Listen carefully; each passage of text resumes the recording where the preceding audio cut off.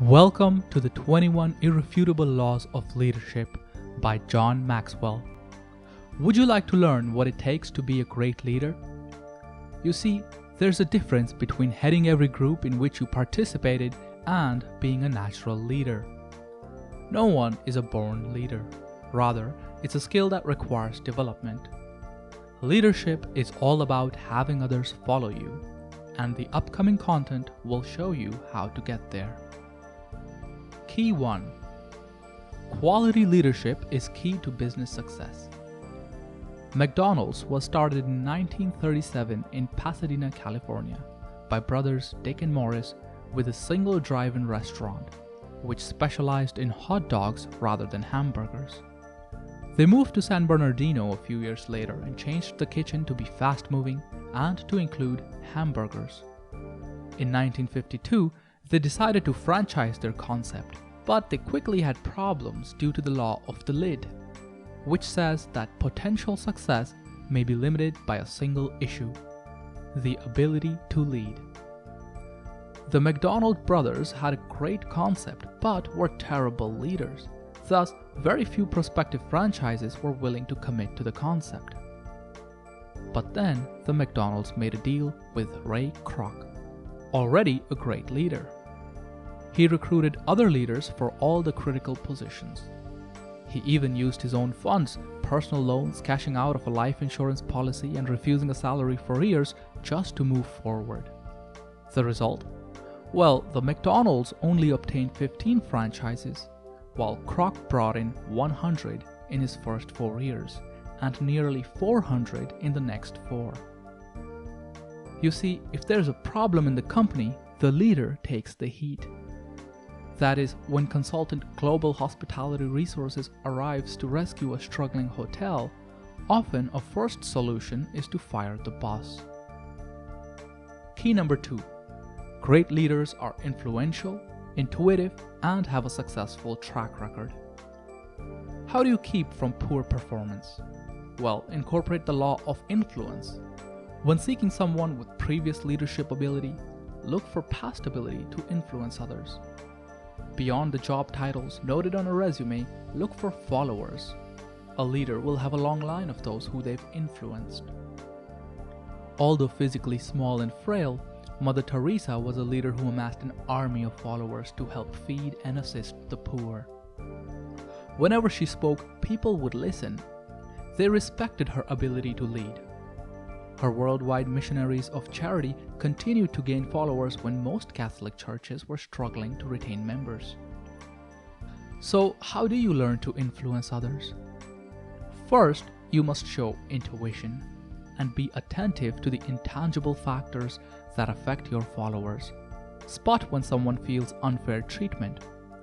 Intuition helps you sense increasing tension and allows you to issue resolution before they impact the business. If you feel that your followers need a boost in morale, you can do it and convince others to follow you by highlighting your past successes. Such evidence increases motivation and confidence of others that they are in fact on the right track. Key number 3. Leaders are trustworthy and lose trust by breaking rules they are expected to enforce. Do you remember the Watergate scandal of the 1970s? When members of President Nixon's administration were convicted of illegal activities, including robbery of the Democratic National Committee offices. The result was that Nixon lost the Americans' trust and was forced to resign. Next, then, is the law of solid ground. Leaders must work from a solid foundation of trust. People need someone in whom they can place their trust, someone reliable, who treats followers with fairness, honesty, and good judgment. Breaking expected rules are a way to lose the trust of followers. Most organizations have guidelines for promoting or firing an employee. A leader not following guidelines appears disrespectful. Leaders are expected to enforce the rules and hold others accountable. If you suddenly break rules, you may appear to be above the rules. This was Nixon's ruin. Key number 4. Leaders are respected for loyalty, courage, and strength. Trust and influence are two important leadership qualities, but also crucial is that a leader has the respect of his followers. The law of respect is when one encounters another who has more strength, skill, determination, and courage, qualities that followers seek in a leader. Harriet Tubman was born a slave in 1820. She escaped to Pennsylvania and helped other slaves escape via the Underground Railroad.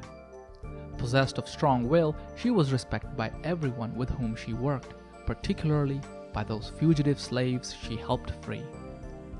Much of the respect came from the risks she took when traveling to the South. Each time she freed more slaves, the Southern bounty on her head was raised. Undeterred, though, she courageously continued and made at least 19 missions. She not only was loyal to her cause, she was also highly respected. You are able to show your loyalty by your devotion to the welfare and goals of your followers. This quality may be hard to find. In today's world, where coaches, professional athletes, and CEOs follow the money, there always is the risk that shifting loyalties can lead to loss of respect. At the same time, leaders earn respect by staying tough when the organization is struggling. This is why coaches and athletes remain with their team even during a losing streak. And business leaders will fight to save the jobs of followers when their company hits hard times. Key number 5. Individuals seek leaders similar to themselves. Now to build a team. First, what type of people do you visualize in it? Doubtless, you will see a group similar to you from background, personality, ambition, and age.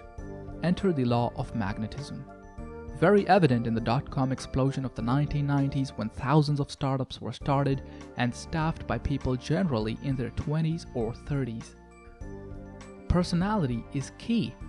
If you demand perfection, for example, you would not hire someone who is disorganized and leaves a mess, regardless of the person's brilliance. Theodore Roosevelt followed the law of magnetism when filling slots in his infantry during the Spanish-American War. A product of wealthy American aristocratic family in the Northeast, Roosevelt moved west to the Dakotas to live as a hunter and a cowboy. During that war, he recruited people from similar backgrounds, Western cowboys and Northeastern aristocrats. Thus, a leader's own traits may well shape a team or even an entire organization. Key number 6. A winning leader craves success and builds successful teams that have a shared vision and diverse talents. Normally, you won't want to admit to being a poor loser. If, however, you want to be a leader, you must be willing to be a terrible loser. The law of victory is for great leaders not willing to lose and give up fighting for success. An excellent example of this approach is Winston Churchill. He would not accept defeat during the World War II, even when Nazi Germany had control over most of Europe and was bombing England. At a time when all appeared lost, he kept searching for ways to win, which led to joining with the United States and then leading the Allies to defeat the Nazis. Great leaders should strive to find a winning approach and ally with those who share the same vision. Creating a winning team consists of people with diverse talents, and this is another secret of a victorious leader. Teams don't win when they only have people with the same skills, just as a soccer team cannot win with all goalies. Diversity leads to a team being able to face any form of challenge.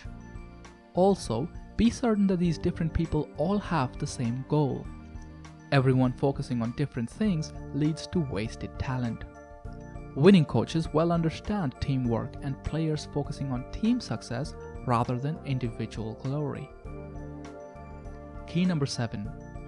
Great leaders make the right decision at the right time.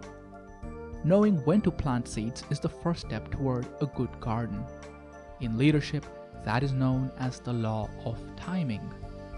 Making a wrong decision at the wrong time often leads to disaster, as does making a right decision at the wrong time, such as in New Orleans in 2005 when Hurricane Katrina hit. Mayor Ray Nagin knew the right decision was to call for a mandatory evacuation. But he waited a half day too long, so it was too late for many citizens to leave the city, leading to many deaths. Churchill, on the other hand, recognized the Nazi danger and reacted in time to increase his nation's military readiness. It persevered and won. In conclusion, leaders must earn the respect and trust of their followers. For this, certain skills and qualities are needed, which include 1. Being loyal to your followers, 2. Being strong during tough times, and 3. Single-mindedly pursuing victory no matter how bad the situation. Thank you for watching, and see you next Saturday.